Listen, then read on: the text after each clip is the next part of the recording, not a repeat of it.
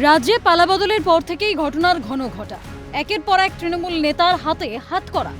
ফলতার ত্রাস জাহাঙ্গীর খানের ঠাঁই হয়েছে শ্রীঘরে।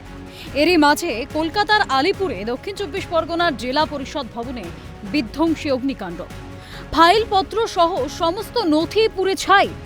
নিছকই দুর্ঘটনা নাকি অন্য কোনো বিষয়? তদন্তের দাবি জানিয়েছেন কর্মীরা। তাদের সঙ্গে কথা বলে জানা যায়, ভবনটির তৃতীয় তলায় ছিল কর্মাধ্যক্ষদের দফতর। জেলা পরিষদের পূর্ত কর্মাধ্যক্ষ হিসেবে জাহাঙ্গীরেরও দফতর ছিল সেখানে। তবে কি তথ্য লোপাট করতেই অগ্নিকাণ্ডের ঘটনা? ইচ্ছাকৃতভাবেই লাগিয়ে দেওয়া হলো আগুন।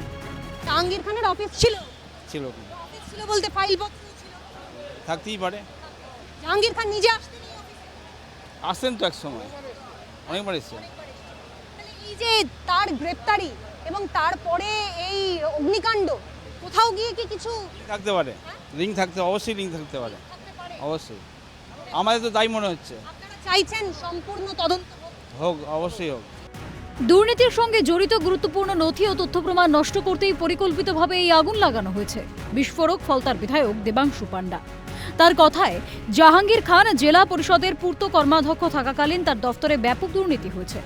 টেন্ডার প্রক্রিয়ায় কাটমানি আদায় ও সরকারি টাকা নয়-ছয় সহ একাধিক অভিযোগের ভিত্তিতে মঙ্গলবার ফলতা থানার দ্বারস্থ হয় 4টি ঠিকাদার সংস্থা। ওই অভিযোগের প্রেক্ষিতেই বুধবার পুলিশ প্রশাসনের জেলা পরিষদে গিয়ে নথিপত্র খতিয়ে দেখার কথা ছিল। তার আগেই সংশ্লিষ্ট দফতরে আগুন। নিছকই কাকতালীয় বলে মানতে নারাজ বিধায়ক। পূর্ত দপ্তরে যেভাবে দুর্নীতি হয়েছিল এবং সরকারি টাকা নয়-ছয় হয়েছে, তাতে কন্ট্রাক্টরদের যে অভিযোগ আছে তাতে কয়েকশো কোটি টাকা নয়-ছয় হয়েছে বিভিন্ন কারণে, এবং টাকা দেয়নি এবং সরকারি টাকা বিভিন্ন খাতে কাজ না করে টাকা নিয়ে নিয়েছে, এইরকম জাতীয় অভিযোগ ছিল। এবং সেগুলো দেখুন, আমি প্রত্যেকটা এফআইআর রয়েছে এবং চারটে এফআইআর রয়েছে এবং আজকেরও 5-7টা এফআইআর আরো হওয়ার কথা আছে, কন্ট্রাক্টরটা করার কথা।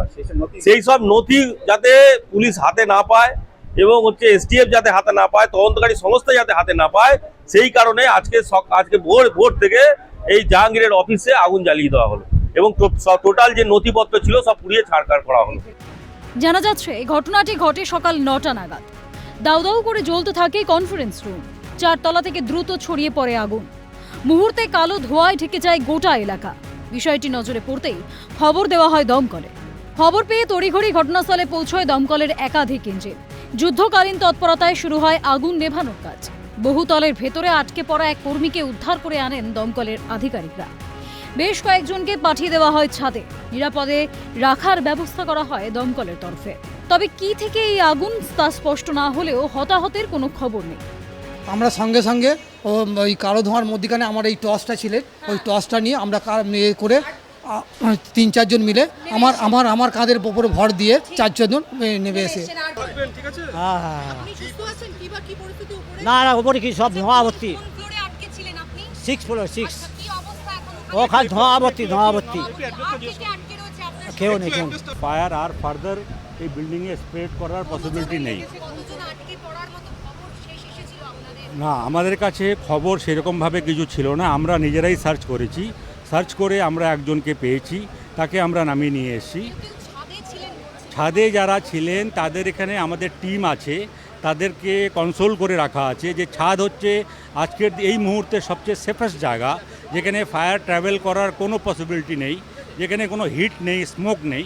তাই যদি কেউ ছাদে থাকে, আমাদের টিমকে বলা হয়েছে তাদেরকে ছাদেই রাখতে। তাদের সঙ্গে আমাদের লোকরা আছে, তাদেরকে সেফলি রাখা আছে, কেন কি ছাদটা হচ্ছে রিফিউজ প্লেস। ওয়াটার রিসোর্স বা অগ্নি নির্বাপক সরঞ্জাম ঠিকমতো ছিল কিনা তা খতিয়ে দেখা হবে।